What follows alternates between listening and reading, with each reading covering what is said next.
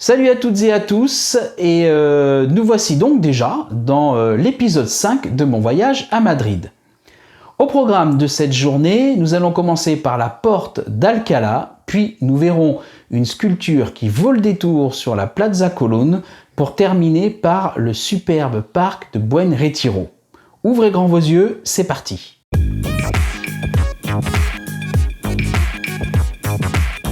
Voici donc la porte d'Alcalá, Puerta de Alcalá en espagnol. Vous avez admiré mon accent. Cette porte est située sur la place de l'Indépendance à proximité du parc de Retiro. Elle fut commandée par le roi Charles III d'Espagne et fut construite entre 1769 et 1778. Contrairement aux arcs de triomphe romains construites après la victoire, la Puerta de Alcalá a été érigée pour célébrer l'arrivée du roi à Madrid, soulignant la puissance de la monarchie et la modernisation de la capitale. Construite en granit gris, la porte se compose de 5 ouvertures, 3 arches centrales et 2 portes rectangulaires latérales qui sont décorées de colonnes doriques et de sculptures allégoriques représentant la guerre, la justice, l'abondance et les arts. Elle constitue l'un des premiers exemples d'arcs de triomphe néoclassiques en Europe, antérieurs à ceux de Paris et de Berlin. Aujourd'hui, la Puerta de Alcalá est un lieu de passage incontournable pour les visiteurs. Un petit crochet par le Musée archéologique national de Madrid. Ce musée a été fondé en 1867 par décret royal de la reine Elisabeth II.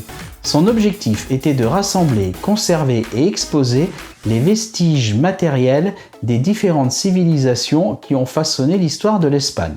Les visiteurs peuvent découvrir l'évolution culturelle de la péninsule ibérique à travers un parcours chronologique et thématique appuyé par des dispositifs multimédia et des reconstitutions interactives. Nous poursuivons avec la Plaza de Colón, un carrefour d'histoire et de modernité à Madrid. Cette place, située au nord du centre historique de Madrid, est l'un des lieux les plus emblématiques de la capitale espagnole, puisqu'elle rend hommage à Christophe Colomb, célébrant le navigateur génois qui joua un rôle clé dans la découverte des Nouveaux Mondes, vous le savez, en 1492. La place tire son nom du monument central dédié à Christophe Colomb, érigé à la fin du XIXe siècle. À proximité immédiate, on trouve un jardin, le Jardin de la Découverte, inauguré en 1977 pour le 5e centenaire de la naissance de Christophe Colomb. Ce jardin abrite une série de monolithes monumentaux en béton sculptés avec des citations historiques et des motifs évoquant la conquête de l'Amérique. Au fil du temps, la Plaza de Colón est devenue un véritable carrefour urbain bordé de grandes avenues telles que Paseo de la Castellane et la Paseo de la Recoltevos. Elle se distingue par un savant mélange entre patrimoine, histoire et modernité. Une autre curiosité, la sculpture de marbre blanc de Jaune Plança, située à Madrid, donc, est une œuvre contemporaine emblématique qui allie esthétisme et réflexion. Elle est intitulée Julia et cette imposante sculpture a été installée en décembre 2018 sur la Plaza de Colón, l'une des places les plus célèbres comme nous venons de le voir. Julia est une tête monumentale d'une jeune fille mesurant environ 12 mètres de haut et réalisée en marbre blanc synthétique. Le visage serein et les yeux clos, Julia évoque le calme intérieur, invitant les passants à la contemplation au milieu d'une agitation urbaine.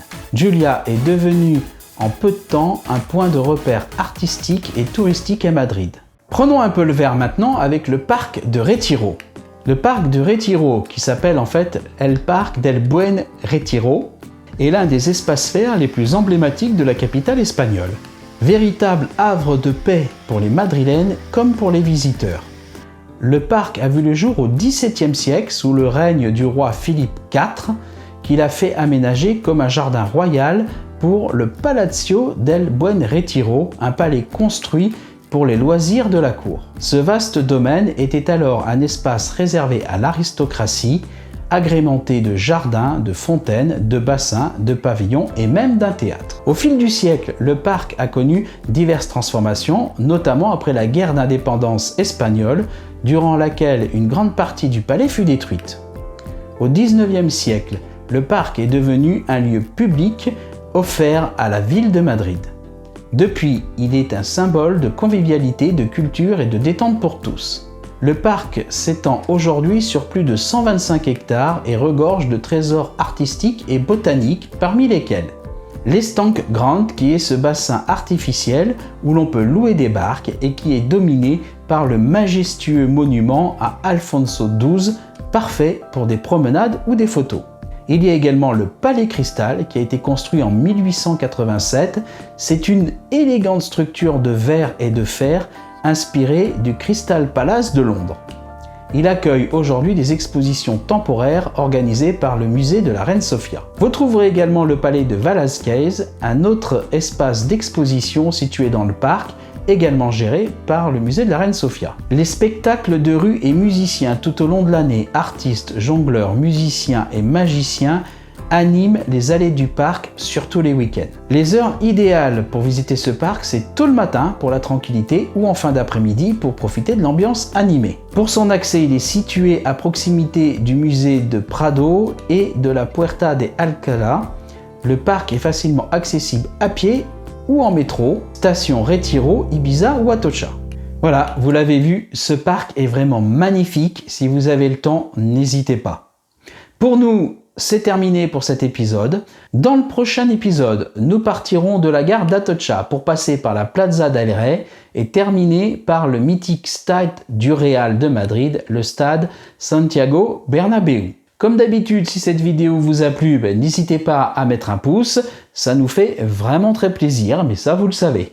J'attends aussi vos commentaires avec impatience. Merci de nous suivre et de continuer à être de plus en plus nombreux. Et enfin, vous le savez, n'hésitez pas à revoir les épisodes précédents en cliquant sur le lien juste à côté.